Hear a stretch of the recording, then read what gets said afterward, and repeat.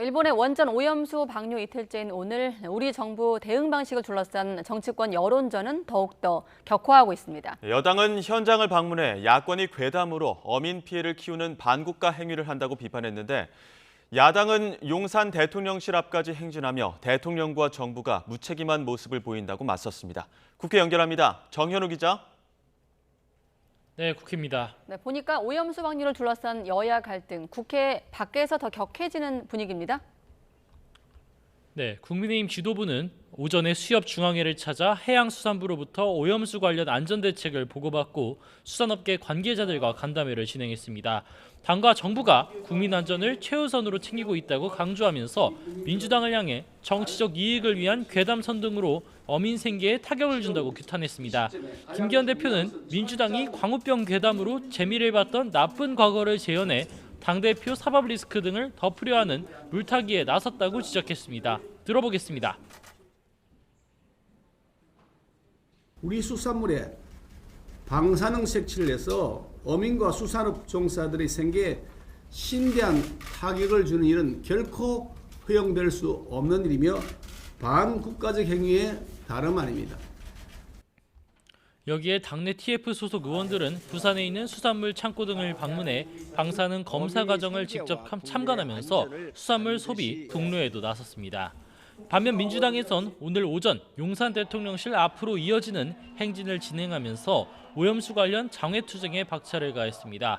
행진에 앞서 이재명 대표는 연설에서 어민과 수산업계를 지켜야 할 정부가 일본 대변인 신율보다 앞서서 오염수 방류가 안전하다고 하는 게 말이 되느냐고 규탄했습니다.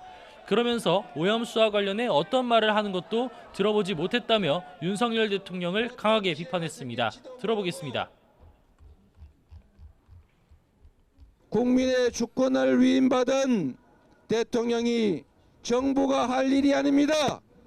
정부 여당이 어떤 일을 해야 되는가를 지금 이 자리에서 단단하게 가르쳐 줍시다, 여러분. 이러한 여론전 강화와 함께 민주당 원내에선 어제 당론으로 채택한 오염수 대응 4법을 9월 임시국회에서 처리하기 위해 속도를 낼 방침입니다. 네, 이런 가운데 잼버리 파행 사태 관련 질의를 하기로 했던 여가위 회의는 파행으로 이어졌죠. 네, 우선 잼버리 파행 사태에 관련 현안 질의가 예정됐었던 여가위 전체 회의가 파행됐습니다. 증인을 둘러싼 합의가 이루어지지 않아 여당 의원들과 김현숙 여가부 장관 등은 참석하지 않고 야당 단독으로 진행됐던 건데요. 이 자리에서 야당은 대통령실 경호처장을 증인에서 빼달라는 요구까지 받아들였는데 여당이 불참한 것이라고 규탄했습니다. 합의된 일정인데도 김현숙 여가부 장관까지 불출석한 건 국회와 국민을 무시하는 태도라고도 비판했습니다. 야당 측 발언 들어보겠습니다. 그럼에도 불구하고 국민의힘은 책임 있는 협상의 태도를 보이지 않고 오늘 이렇게 불참을 했습니다. 책임 있게 잼버리 사태의 원인을 규명하고 대안을 마련하는 것은 국회의 의무입니다. 반면 회의를 거부한 여당에선 참고인 등 사전 합의에서 시간을 끈 건 민주당이라면서 화살을 돌렸습니다. 증인 명단과 관련해서도 그간 행사를 준비했던 문재인 정부와 전라북도를 향해서도 따질 필요가 있는데 야당에선 현 정부 공격만을 위한 물귀신 명단을 들고 나왔다며 맞섰습니다. 그 밖에도 국방위에선 지난달 수해 실종자 수해색 과정에서 숨진 해병대 최상병 사건을 둘러싼 여야 질의가 있었습니다. 여당에선 박정훈 전 해병대 수사단장이 상관 지시를 거부하고 수사 과정에 일방적 의혹을 제기한 것이라며 외압 의혹을 일축하고 나섰습니다. 들어보겠습니다. 정리되지 않은 자기만의 생각을 외압 의혹이다 이런 식으로 하면서 군을 상당히 상처내는 발언을 많이 했다. 바로 여기에 문제점이 있다고 보는데.